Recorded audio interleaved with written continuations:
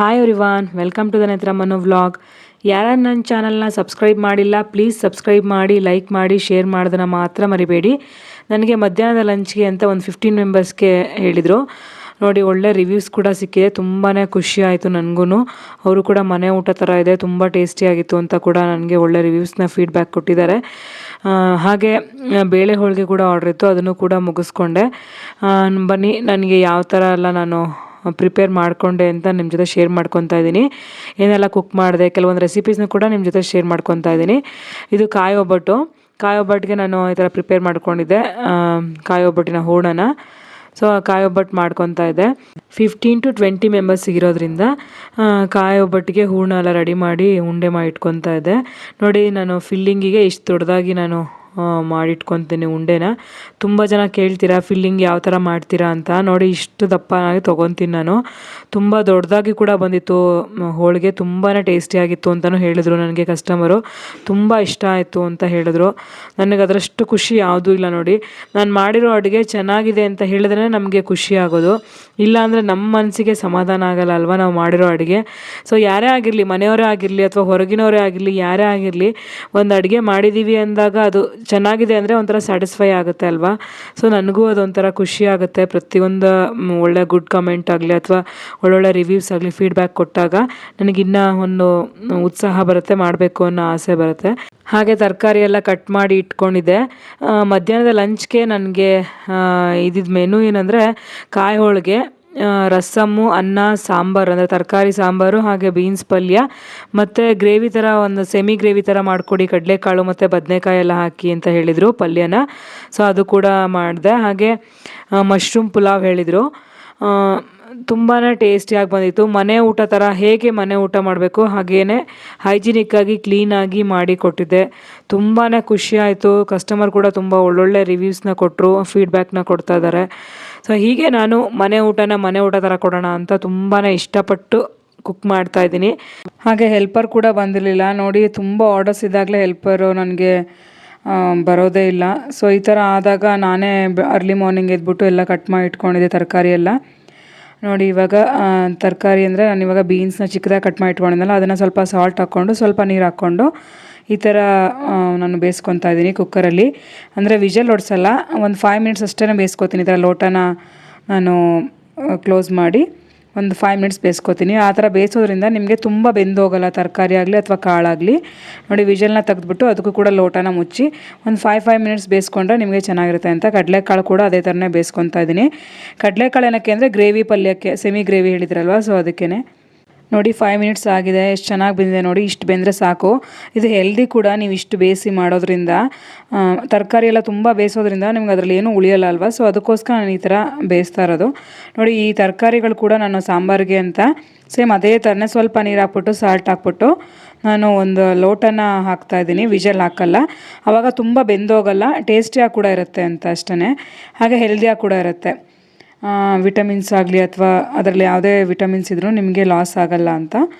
ನೋಡಿ, ಇವಾಗ ನಾನು ಫಾರ್ಚೂನ್ ಸನ್ಫ್ಲವರ್ ಆಯಿಲ್ನ ಯೂಸ್ ಮಾಡ್ತಾಯಿದ್ದೀನಿ. ಸಾಂಬಾರು ಮಾಡೋದಕ್ಕೆ ಸ್ವಲ್ಪ ಎಣ್ಣೆ ಕಾದ ನಂತರ ಸ್ವಲ್ಪ ಸಾಸಿವೆನ ಹಾಕೋತಾ ಇದ್ದೀನಿ. ಅದಕ್ಕೆ ನಾನು ಕಟ್ ಮಾಡಿ ಇಟ್ಕೊಂಡಂಥ ಈರುಳ್ಳಿ, ಉದ್ದ ಕಟ್ ಮಾಡಿ ಇಟ್ಕೊಂಡಿದ್ನಲ್ವ, ಆ ಈರುಳ್ಳಿನ ಹಾಕ್ಕೊತಾ ಇದ್ದೀನಿ. ನಾನು ಯಾವ್ಯಾವ ಥರ ಕಟ್ ಮಾಡಿ ಇಟ್ಕೋಬೇಕು ಆ ಥರ ಎಲ್ಲ ಕಟ್ ಮಾಡಿ ಇಟ್ಕೊಂಡಿದ್ದೆ. ಈರುಳ್ಳಿ ಆಗಿರ್ಬೋದು ಅಥವಾ ವೆಜಿಟೇಬಲ್ಸ್ ಆಗಿರ್ಬೋದು, ಇದೆಲ್ಲ ಕಟ್ ಮಾಡಿ ಇಟ್ಕೊಂಡಿದ್ದೆ. ಹಾಗೆ ಸ್ವಲ್ಪ ಕರಿಬೇವನ್ನ ಹಾಕ್ಕೊತಾ ಇದ್ದೀನಿ, ಈ ಥರ ಸ್ವಲ್ಪ ಫ್ರೈ ಮಾಡ್ಕೊತ. ಹಾಗೆ ಟೊಮ್ಯಾಟೊ ಕೂಡ ಕಟ್ ಮಾಡಿ ಇಟ್ಕೊಂಡಿದ್ದೆ. ಇದು ಪಲ್ಯಕ್ಕೂ ಬೇಕು ಹಾಗೆ ಸಾಂಬಾರಿಗೂ ಬೇಕು ಅಂತ ನಾನು ಕಟ್ ಮಾಡಿ ಇಟ್ಕೊಂಡಿದ್ದೆ. ಇದನ್ನು ಚೆನ್ನಾಗಿ ಫ್ರೈ ಮಾಡ್ಕೊತ, ಹಾಗೆ ನಾನು ಈ ಥರ ಸ್ವಲ್ಪ ಅದು ಮೆತ್ತಗಾಗೋಷ್ಟು ಫ್ರೈ ಮಾಡಿಕೊಂಡ್ರೆ ಸಾಕು. ಹಾಗೆ ಇದಕ್ಕೆ ತರಕಾರಿ ಎಲ್ಲ ಬೇಯಿಸಿಟ್ಕೊಂಡಿದ್ನಲ್ಲ, ಅದನ್ನೆಲ್ಲ ಹಾಕೋತಾ ಇದ್ದೀನಿ. ನೋಡಿ, ತರಕಾರಿ ಕೂಡ ತುಂಬಾ ಬೆಂದಿಲ್ಲ ಅಲ್ವಾ, ಇವಾಗೂ ಕೂಡ ಬೇಯಬೇಕು, ಅದಕ್ಕೇ ತುಂಬ ಬೇಯಿಸಿಲ್ಲ. ತರಕಾರಿ ನಾನು ತೊಂಡೆಕಾಯಿ, ಮಂಗ್ಳೂರು ಸೌತೆಕಾಯಿ, ಹಾಗೆ ಕ್ಯಾರೆಟು, ಬೀನ್ಸು, ನವಿಲುಕೋಸು ಈ ಥರ ಎಲ್ಲ ಮಿಕ್ಸ್ ಮಾಡಿದ್ದೆ. ಅದಕ್ಕೆ ತುಂಬ ಟೇಸ್ಟಿಯಾಗಿರುತ್ತೆ ಅಂತ. ನೋಡಿ, ಇವಾಗ ಖಾರ ರುಬ್ಬಿಟ್ಕೊಂಡಿದ್ನಲ್ವ, ಖಾರನ ನಾನು ಕಾಯಿ ಹಾಗೆ ಸಾಂಬಾರು ಪುಡಿ ಮತ್ತು ಖಾರದ ಪುಡಿ ಹಾಕಿ ನಾನು ರುಬ್ಬಿಟ್ಕೊಂಡಿದ್ದೆ. ಸೊ ಅದನ್ನು ಹಾಕಿ ಸ್ವಲ್ಪ ಫ್ರೈ ಮಾಡಿಕೊಂಡು ಹಾಗೆ ಬೇಯಿಸಿಟ್ಕೊಂಡಿರುವಂಥ ಬೇಳೆದು ಎಲ್ಲ ಹಾಕ್ಕೊತಾ ಇದ್ದೆ. ಬೇಳೆ ಎಲ್ಲ ಫುಲ್ ಸ್ಮ್ಯಾಶ್ ಮಾಡ್ಕೊಂಡಿದ್ದೆ. ಅಂದರೆ ತುಂಬಾ ಕರಗಿದ್ರೆ ಚೆನ್ನಾಗಿ ಬರುತ್ತೆ ನಿಮಗೆ. ಬೇಳೆ ಥರ ಇದ್ದರೆ ನಿಮಗೆ ತಿಕ್ಕಾಗಿ ಬರಲ್ಲ, ಹಾಗೆ ಕನ್ಸಿಸ್ಟೆನ್ಸಿ ಕೂಡ ನಿಮ್ಗೆ ಅಷ್ಟು ಚೆನ್ನಾಗಿ ಅನಿಸಲ್ಲ. ಅದಕ್ಕೋಸ್ಕರ ನಾನು ಬೇಳೆನ ಫುಲ್ ಕರಗಿಸ್ಬಿಟ್ಟಿದ್ದೆ. ಇವಾಗ ಹಾಕಿ ಚೆನ್ನಾಗಿ ಮಿಕ್ಸ್ ಮಾಡಿ ಚೆನ್ನಾಗಿ ಕುದಿಸಿ ಲಾಸ್ಟಲ್ಲಿ ಒಂದು ಒಗ್ಗರಣೆ ಕೊಟ್ಟರೆ ತುಂಬ ಚೆನ್ನಾಗಿರುತ್ತೆ. ಸಾಂಬಾರು ಕೂಡ ರೆಡಿಯಾಗಿದೆ. ಹಾಗೆ ಇವಾಗ ನಾನು ಪಲ್ಯಕ್ಕೆ ರೆಡಿ ಮಾಡ್ಕೊತಾ ಇದ್ದೆ. ಪಲ್ಯಕ್ಕೆ ಸ್ವಲ್ಪ ಎಣ್ಣೆನ ಹಾಕ್ಕೊಂಡು ಫಾರ್ಚೂನ್ ಸನ್ಫ್ಲವರ್ ಆಯಿಲ್ನ ಯೂಸ್ ಮಾಡ್ತಾ ಇರೋದು. ಸ್ವಲ್ಪ ಆಯಿಲ್ನ ಹಾಕ್ಕೊಂಡು ಅದಕ್ಕೆ ಸಾಸಿವೆ ಹಾಗೆ ಅದಕ್ಕೆ ಕಡಲೆಬೇಳೆ ಕರಿಬೇವನ್ನ ಹಾಕ್ಕೊಂಡು ಸ್ವಲ್ಪ ಫ್ರೈ ಮಾಡ್ಕೊತ ಅದಕ್ಕೆ ಇವಾಗ ಕಟ್ ಮಾಡಿ ಇಟ್ಕೊಂಡಿರುವಂಥ ಈರುಳ್ಳಿನ ಹಾಕ್ಕೊತಾ ಇದ್ದೀನಿ. ಇದು ಬೀನ್ಸ್ ಪಲ್ಯಕ್ಕೆ ನೋಡಿ ಈ ಥರ ಫ್ರೈ ಮಾಡಿಕೊಂಡು ಚಿಕ್ಕದಾಗಿ ಕಟ್ ಮಾಡಿ ಇಟ್ಕೊಂಡಿದ್ನಲ್ವ ಆನಿಯನ್ನ ಅದನ್ನು ಹಾಕ್ಕೊಂಡು ಹಾಗೆ ರುಬ್ಬಿಟ್ಕೊಂಡಿರುವಂಥ ಖಾರ ಅಂದರೆ ಹಸಿರು ಮೆಣಸಿನ್ಕಾಯಿ ಕಾಯಿ ಮತ್ತು ಜೀರಿಗೆನ ರುಬ್ಬಿಟ್ಕೊಂಡಿದ್ದೆ. ಅಂದರೆ ತುಂಬ ಫೈನಾಗಿ ಅಲ್ಲ, ಸ್ವಲ್ಪ ತರ್ತರಿಯಾಗಿ. ಅದಕ್ಕೆ ಸ್ವಲ್ಪ ಅರಿಶಿನ ಪುಡಿನ ಹಾಕ್ಕೊಂಡು ಈ ಥರ ಹಸಿ ವಾಸನೆ ಹೋಗೋಷ್ಟು ಫ್ರೈ ಮಾಡ್ಕೊತಾ ಇದ್ದೀನಿ. ನೀವು ಈ ಥರ ಮಾಡೋದ್ರಿಂದ ತುಂಬಾ ಟೇಸ್ಟಿಯಾಗಿರುತ್ತೆ. ಮತ್ತು ತರಕಾರಿ ಕೂಡ ಆ ಕಾಯಿ ಎಲ್ಲ ಅಂಟ್ಕೊಳ್ಳುತ್ತೆ, ಚೆನ್ನಾಗಿರುತ್ತೆ. ನಿಮಗೆ ಕಾಯಿ ತುರಿ ಹಾಕಿದ್ರೆ ಅಷ್ಟು ಚೆನ್ನಾಗಿ ಅನಿಸಲ್ಲ. ಸೊ ಅದಕ್ಕೋಸ್ಕರ ನಾನು ಈ ಥರ ಮಾಡೋದು. ಅಂದರೆ ತುಂಬ ಫೈನಾಗಿ ರುಬ್ಬಾರ್ದು, ಸ್ವಲ್ಪ ತರ್ತರಿಯಾಗಿ ರುಬ್ಬಬೇಕಾಗುತ್ತೆ. ಹಸಿರು ಮೆಣಸಿನ್ಕಾಯಿ ಮತ್ತು ಕಾಯಿ ಜೀರಿಗೆನ ರುಬ್ಬಿ ಈ ಥರ ಒಗ್ಗರಣೆಯಲ್ಲಿ ಫ್ರೈ ಮಾಡಿ ಅದಾದ ನಂತರ ಬೇಯಿಸಿಟ್ಕೊಂಡಿರುವಂಥ ಬೀನ್ಸ್ನ ಹಾಕ್ಕೊಂಡಿದ್ದೀನಿ ನೋಡಿ. ಲಾಸ್ಟಲ್ಲಿ ಸ್ವಲ್ಪ ಸಾಲ್ಟ್ನ ಹಾಕ್ಕೊಂಡು ಫ್ರೈ ಮಾಡಿಕೊಂಡ್ರೆ ಪಲ್ಯ ರೆಡಿಯಾಗೋಗುತ್ತೆ. ತುಂಬಾ ಟೇಸ್ಟಿಯಾಗಿರೋಂಥ ಪಲ್ಯ. ಖಾರ ಏನಾದ್ರು ಕಡಿಮೆ ಅನಿಸ್ತು ಅಂದರೆ ನೀವು ಮೆಣಸಿನ್ಕಾಯಿ ಕೂಡ ಮತ್ತೆ ಹಾಕ್ಕೋಬೋದು. ನಾನು ಸ್ವಲ್ಪ ಹಾಕ್ಕೊಂಡಿದ್ದೀನಿ ಮೆಣಸಿನ್ಕಾಯಿನೂ ಕೂಡ. ತುಂಬ ಟೇಸ್ಟಿಯಾಗಿತ್ತು ನೋಡಿ. ಹದವಾಗಿ ಬೆಂದಿದೆ ಎಲ್ಲ ತರಕಾರಿಗಳು ನೋಡಿ, ತುಂಬಾ ಬೇಯಿಸೋದಿಲ್ಲ. ತುಂಬ ಟೇಸ್ಟಿಯಾಗಿರುತ್ತೆ ಆ್ಯಂಡ್ ಹೆಲ್ದಿಯಾಗಿ ಕೂಡ ಕೊಡಬೇಕು ಅಂತ ಅಷ್ಟೇ. ಹಾಗೆ ನೋಡಿ ನಾನು ಇವಾಗ ತಿಳಿ ಸಾರಿಗೆ ರಸಮ್ಗೆ ನಾನು ಪ್ರಿಪೇರ್ ಮಾಡ್ಕೋತಾ ಇದ್ದೆ. ನನ್ನ ಹಸ್ಬೆಂಡ್ ಕೂಡ ಅವಾಗವಾಗ ಬಂದು ಏನು ಮಾಡ್ತಾ ಇದೆಯಾ, ಇನ್ನೂ ಮುಗ್ದಿಲ್ವಾ ಅಂತ ಕೇಳ್ತಾಯಿದ್ರು. ಸಂಡೇ ಆಗಿತ್ತು, ಸೊ ಅವರೇ ನಾನೇ ವೀಡಿಯೋ ಮಾಡ್ತೀನಿ ಅಂತೇಳಿ ಮಾಡ್ತಾಯಿದ್ರು. ಸ್ವಲ್ಪ ಸಪೋರ್ಟಿವ್ ಆಗಿ ಕೂಡ ಇದ್ದಾರೆ ನನ್ನ ಹಸ್ಬೆಂಡ್ ಕೂಡ. ಯಾಕಂದರೆ ಸಂಡೇ ಆಗಿರೋದ್ರಿಂದ ನನಗೆ ಸಪೋರ್ಟ್ ಮಾಡ್ತಾರೆ. ಮಿಕ್ಕಿ ದಿನ ಆಗಲ್ಲ, ಬಟ್ ಓಕೆ, ನನಗೆ ರಜೆ ಇರೋ ದಿನ ನನಗೆ ಸಪೋರ್ಟ್ ಮಾಡೋದ್ರಿಂದ, ಅವ್ರು ಸಪೋರ್ಟ್ ಮಾಡ್ತಾ ಇರೋದ್ರಿಂದ ನನಗೆ ಇದು ಮಾಡ್ಲಿಕ್ಕೆ ಸಾಧ್ಯ ಆಗ್ತಿರೋದು. ಆ್ಯಂಡ್ ಇನ್ನೊಂದೇನೆಂದರೆ ನನಗೆ ಹೆಲ್ಪರ್ಸ್ ಕೂಡ. ಸೊ ಅವರಿಂದ ಕೂಡ ಇವತ್ತು ಬರದೇ ಇರ್ಬೋದು, ಬಟ್ ಅವ್ರು ತುಂಬ ನನಗೆ ಹೆಲ್ಪ್ ಮಾಡ್ತಾ ಇದ್ದಾರೆ. ಅವರಿಂದ ಕೂಡ ನನಗೆ ಇದೆಲ್ಲ ಮಾಡ್ಲಿಕ್ಕೆ ಸಾಧ್ಯ ಆಗಿರೋದು. ನಾನೊಬ್ಬಳೇ ಇದನ್ನು ಮಾಡ್ತೀನಿ ಅನ್ನೋದಕ್ಕಾಗಲ್ಲ. ಯಾಕಂದರೆ ಹೆಲ್ಪರ್ಸ್ ಇವತ್ತು ಇಲ್ಲದೆ ಇರ್ಬೋದು, ಬಟ್ ಎಷ್ಟೋ ಸಲ ಅವರಿಂದ ಕೂಡ ನಾನು ಹೆಲ್ಪ್ ತೊಗೊಂಡು ಮಾಡಿದ್ದೀನಿ. ಬಟ್ ಒಂದೊಂದು ಸಲ ಏನಾಗುತ್ತೆ ಅಂದರೆ ತುಂಬ ಆರ್ಡರ್ಸ್ ಇದ್ದಾಗ ಮಿಸ್ ಮಾಡಿಬಿಡ್ತಾರಲ್ವ, ಸೊ ಹೆವಿ ಬರ್ಡನ್ ಅಂತ ಅನಿಸ್ಬಿಡುತ್ತೆ. ಒಬ್ಬಳೇ ಮಾಡಬೇಕಲ್ವ, ಬೇಗ ಬೇಗ ಇದ್ಕೊಂಡು ಬೇಗ ನಾನು ಆರ್ಡ್ರ್ ತೊಗೊಬಿಟ್ಟಿರ್ತೀವಿ. ನಮ್ಮನ್ನು ನಂಬಿ ಕೊಟ್ಟಿರ್ತಾರೆ ಅಂದಾಗ ನಾವು ಕೂಡ ಮಾಡಲೇಬೇಕಾಗತ್ತಲ್ವ. ಅದಕ್ಕೆ ಇವತ್ತು ನಾನು ಮ್ಯಾನೇಜ್ ಮಾಡ್ತಾ ಇದ್ದೆ. ಅಂದರೆ ಫಸ್ಟ್ ಶುರು ಮಾಡಿದರೆ ನಾನು ಒಬ್ಬಳೇ. ಸೊ ಈ ಥರ ಬಂದಾಗ ಮ್ಯಾನೇಜ್ ಮಾಡೋ ಹಾಗೂ ಇರಬೇಕು ಅಂತ ನಾನು ಕೂಡ ಮಾಡ್ಕೊತಾ ಹೋಗ್ತಾ ಇದ್ದೀನಿ. ನೋಡಿ ಇವಾಗ ಪಲ್ಯ ಮಾಡಲಿಕ್ಕೆ ನಾನು ಸೆಮಿ ಗ್ರೇವಿ ಹೇಳಿದ್ರಲ್ವ, ಆಲೂಗಡ್ಡೆ ಮತ್ತು ಬದನೆಕಾಯಿ ಹಾಗೆ ಕಡಲೆಕಾಳೆಲ್ಲ ಹಾಕಿ ಸೆಮಿ ಗ್ರೇವಿ ಇರುವಂಥ ಪಲ್ಯ ಮಾಡಿ ಅಂತ. ಅದಕ್ಕೋಸ್ಕರ ನಾನು ಒಂದು ಕುಕ್ಕರ್ಗೆ ಎಣ್ಣೆ ಸಾಸಿವೆ ಹಾಗೆ ಕರಿಬೇವನ್ನ ಹಾಕ್ಕೊಂಡು ಹಾಗೆ ಈರುಳ್ಳಿ ಕಟ್ ಮಾಡಿ ಇಟ್ಕೊಂಡು ಅದನ್ನೆಲ್ಲ ಹಾಕ್ಕೊಂಡು ಫ್ರೈ ಮಾಡ್ಕೊತಾ ಅದಕ್ಕೆ ನಾನು ಕಟ್ ಮಾಡಿ ಇಟ್ಕೊಂಡಂಥ ಆಲೂಗಡ್ಡೆನ ಚೆನ್ನಾಗಿ ತೊಳೆದು ಅದಾದ ನಂತರ ಹಾಕ್ಕೊಂಡಿದ್ದೀನಿ ನೋಡಿ. ಅದು ತೊಳೆಯೋದ್ರಿಂದ ಆಲೂಗಡ್ಡೆಲಿರೋ ವೈಟ್ ಅಂಶ ಹೋಗಬೇಕು, ಆವಾಗ ನಿಮ್ಗೆ ಟೇಸ್ಟ್ ಚೆನ್ನಾಗಿ ಬರುತ್ತೆ. ಹಾಗೆ ಬದನೆಕಾಯಿ ಕೂಡ ಅಷ್ಟೇ ಹೆಚ್ಚಿಬಿಟ್ಟು ತೊಳೆಯೋದ್ರಿಂದ ಟೇಸ್ಟ್ ಕೂಡ ತುಂಬಾ ಚೆನ್ನಾಗಿ ಬರುತ್ತೆ. ಚೆನ್ನಾಗಿ ತೊಳೆದ್ಬಿಟ್ಟು ಹೆಚ್ಚಿ ಅದನ್ನು ಕೂಡ ಫ್ರೈ ಮಾಡಿಕೊಂಡು ಹಾಗೆ ಕಡಲೆಕಾಳು ಬೇಯಿಸ್ಕೊಂಡಿದ್ದೆನಲ್ಲ ಸ್ವಲ್ಪ ಅದನ್ನು ಕೂಡ ಹಾಕ್ಕೊಂಡು ಚೆನ್ನಾಗಿ ಈ ಥರ ಫ್ರೈ ಮಾಡ್ಕೊತಾ ಇದ್ದೀನಿ. ಇದಕ್ಕೆ ನಾನು ಇವಾಗ ಸ್ವಲ್ಪ ಸಾಲ್ಟ್ನ ಹಾಕ್ಕೊತಾ ಇದ್ದೀನಿ. ಇದೆಲ್ಲ ಸಾಲ್ಟ್ ಹಾಕೋದ್ರಿಂದ ಟೇಸ್ಟ್ ಕೂಡ ಚೆನ್ನಾಗಿ ಬರುತ್ತೆ. ಹಾಗೆ ರುಬ್ಬಿಟ್ಕೊಂಡಿರುವಂಥ ಮಸಾಲಾನ ಹಾಕ್ಕೊಂಡು ಈ ಥರ ಫ್ರೈ ಮಾಡ್ಕೊತಾ ಇದ್ದೀನಿ. ಮಸಾಲಕ್ಕೆ ನಾನು ಕಾಯಿ, ಗಸಗಸೆ, ಶುಂಠಿ, ಬೆಳ್ಳುಳ್ಳಿ ಹಾಗೆ ಖಾರದ ಪುಡಿ ಮತ್ತು ಸಾಂಬಾರು ಪುಡಿ ಎಲ್ಲ ಹಾಕ್ಕೊಂಡು ಚೆನ್ನಾಗಿ ರುಬ್ಬಿಟ್ಕೊಂಡಿದ್ದೆ. ಅದನ್ನು ಇವಾಗ ಹಾಕ್ಕೊಂಡಿದ್ದೀನಿ. ಇವಾಗ ಸ್ವಲ್ಪ ನೀರನ್ನ ಹಾಕ್ಕೊಂಡು, ಅಂದರೆ ಸೆಮಿ ಗ್ರೇವಿ ಆಗೋಷ್ಟು, ತುಂಬ ಗ್ರೇವಿನೂ ಅಲ್ಲ, ಹಾಕ್ಕೊಂಡು ಒಂದು ವಿಷಲ್ ಆಗೋಷ್ಟು ನಾನು ನೋಡ್ಸ್ಕೊತೀನಿ. ನೋಡಿ ಪಲ್ಯ ಕೂಡ ರೆಡಿಯಾಗಿದೆ ಒಂದೇ ಒಂದು ವಿಷಲ್ಗೆ. ಅದು ದೋಸೆಗೆ, ಇಡ್ಲಿಗೆ, ಚಪಾತಿಗೆ, ರೊಟ್ಟಿಗೆ ತುಂಬಾ ಚೆನ್ನಾಗಾಗುತ್ತೆ. ತುಂಬ ಜನ ಕಸ್ಟಮರ್ಸು ಸಪೋಸ್ ಎಲ್ಲಾದರೂ ಉಳಿದ್ರೆ ಅದು ಯೂಸ್ ಆಗುತ್ತೆ ಅಂತ ಮಾಡಿಸ್ಕೊತಾರೆ. ತುಂಬ ಚೆನ್ನಾಗಿರುತ್ತೆ ಅದು.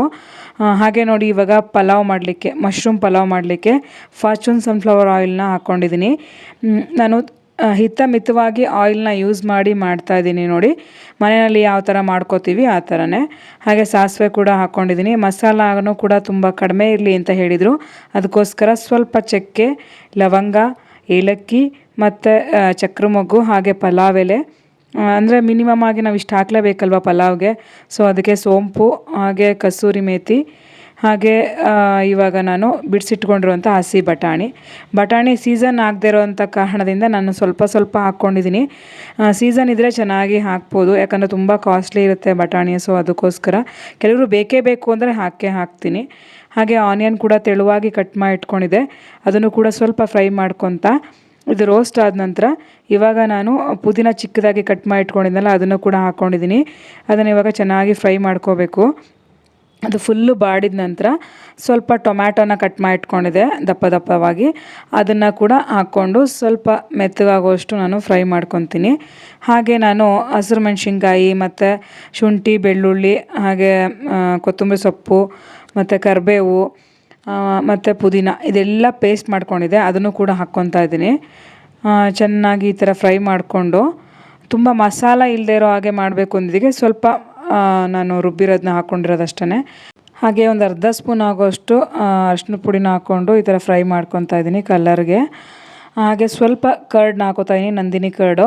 ಮೊಸರು ಹಾಕೋದ್ರಿಂದ ನಿಮಗೆ ಟೇಸ್ಟ್ ಚೆನ್ನಾಗಿ ಬರುತ್ತೆ. ಎಕ್ಸ್ಪೆಷಲಿ ನಿಮಗೆ ಮಶ್ರೂಮ್ ಪಲಾವ್ ಮಾಡೋದಾದರೆ ತುಂಬಾ ಟೇಸ್ಟ್ ಚೆನ್ನಾಗಿ ಕೊಡುತ್ತೆ. ಅದಕ್ಕೋಸ್ಕರ ಅಂದರೆ ಎಲ್ಲ ಪಲಾವ್ಗೆ ಹಾಕಲ್ಲ ನೋಡಿ. ಮಶ್ರೂಮ್ನ ಕಟ್ ಮಾಡಿ ಚೆನ್ನಾಗಿ ತೊಳೆದು ಮೇಲ್ಗಡೆ ಲೇಯರ್ನ ಸ್ವಲ್ಪ ನೀವು ತೆಗಿಬೇಕಾಗತ್ತೆ, ಯಾಕಂದರೆ ಹಾಗೆ ಯೂಸ್ ಮಾಡೋದ್ರಿಂದ ಹೆಲ್ದಿಯಾಗಿರಲ್ಲ. ಸೊ ಅದಕ್ಕೋಸ್ಕರ ನಾನು ಚಾಕುನಲ್ಲಿ ನಾನು ಮೇಲ್ಗಡೆ ಲೇಯರ್ನ ಸ್ವಲ್ಪ ಆ ಥರ ತೆಗಿತೀನಿ.